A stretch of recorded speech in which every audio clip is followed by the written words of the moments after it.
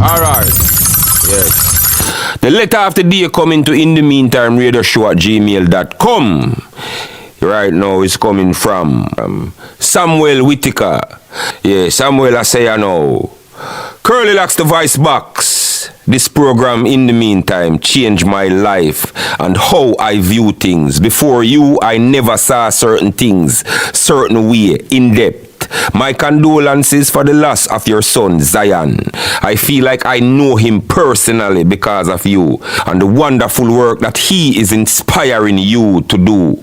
I hope you don't mind, but I downloaded a pic of him from your Instagram and framed it and put it in my living room, as I owe him a debt of gratitude for inspiring his father to do this work that has so profoundly changed my life. Before In the Meantime, I used to be just the average, confused, angry young man with lots of talent but without direction. The problem was that I tried so hard to please my family, who seemed to never be pleased, no matter what I did or said, or how I did or said it.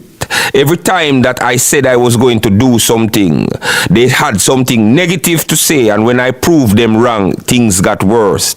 It was when I saw your interview on stage with Winford Williams, where you were speaking about the courage to offend, and that it was the opinions of those we love that was keeping us in emotional slavery, that I got the courage to do what I knew was right despite my family's opinions. Because of your guidance, I am now the proud owner of a successful business. Since my success, I noticed that my family is going above and beyond to do everything in their power. It seemed to bring me back to square one. My wake-up call to this reality came one day when I was searching for a screwdriver and went through a pile of rubble that I don't usually go through in a small corner of my garage. I found a candle that seemed to be fully burnt on top of a parchment paper with pure, weird languages. Yeah, weird language. My sister was the only one who was living with me and my girlfriend at my house at that time. Also, my girlfriend's mother used to be crazy about me. However, ever since I got into some legal troubles where I could lose my business, I noticed that she has pulled away and that her daughter has gotten cold towards me and stopped communicating. I used to follow my girlfriend and my sister who were on the same netball team to netball practice when I had the time.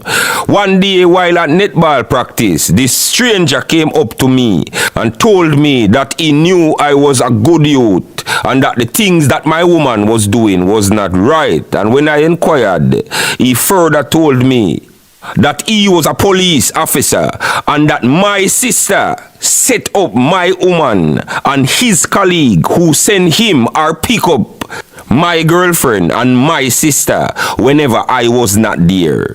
This is how I get to know that stranger is way better than family sometime, because I still can't believe that my own family would do this to me. Signed, broken-hearted, Samuel Whitaker. Good Lord, my brother, you see what I'm saying? Why, what that? But my brother, you see, there is something in the atmosphere. Something is wrong, my brother. The women have gone crazy. Me tell you, say, the people problem, Bridging, is not a man problem or a woman problem. It's a people problem. I don't know. How else we say that to you? Anyway, Samuel, alright. Yeah, man, you can frame Zion picture, man. Yes, man, of course. And with the family thing concerned now, my Bridging, man, you try not to be too surprised, because in a 2007, no Bridging, let me tell you something.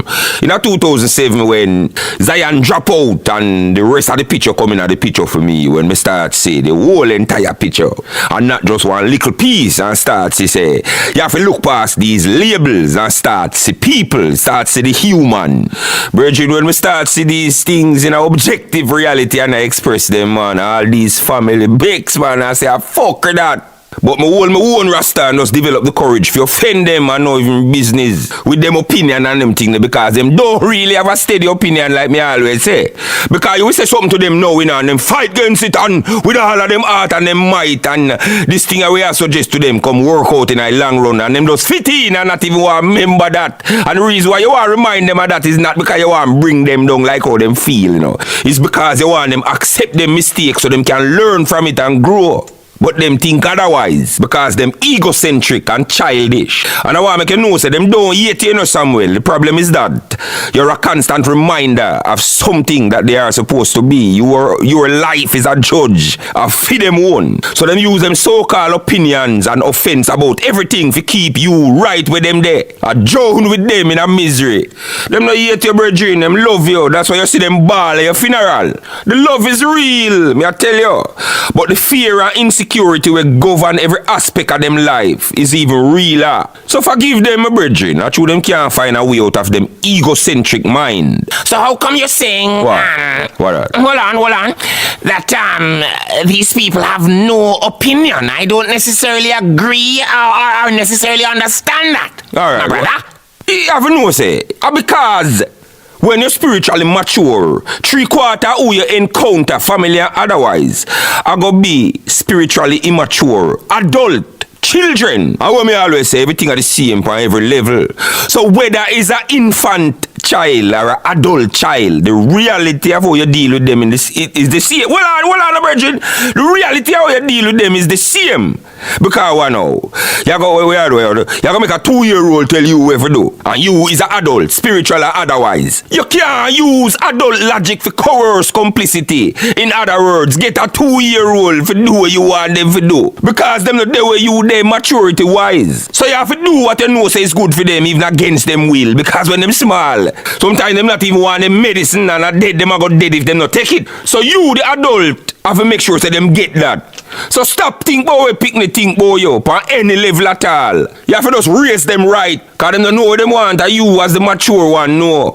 And as it relates to what you say about stranger better than family, I not buy into that. You don't? No, man. How so? Say, man, when we reach my consciousness now, me see past certain things, brethren. Right now, I'm going to tell you what me I say. No one is intrinsically better or worse than anybody else. They're not. Everything is a matter of choice.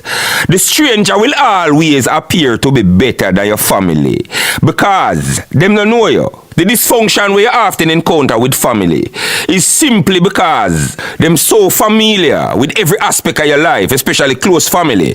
And I guess that's why the word family, the word familiar.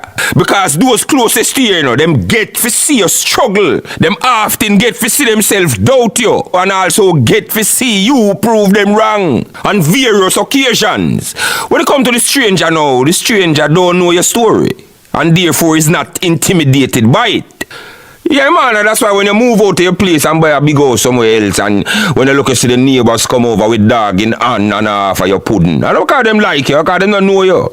Yeah, man, of course, and that's why you see some man when them successful and make it out of the ghetto. At the place where them come from, first bus shot off of them and run them down breathless to kill them, And them story that I run them down, And sometimes they end up dead too. In the meantime...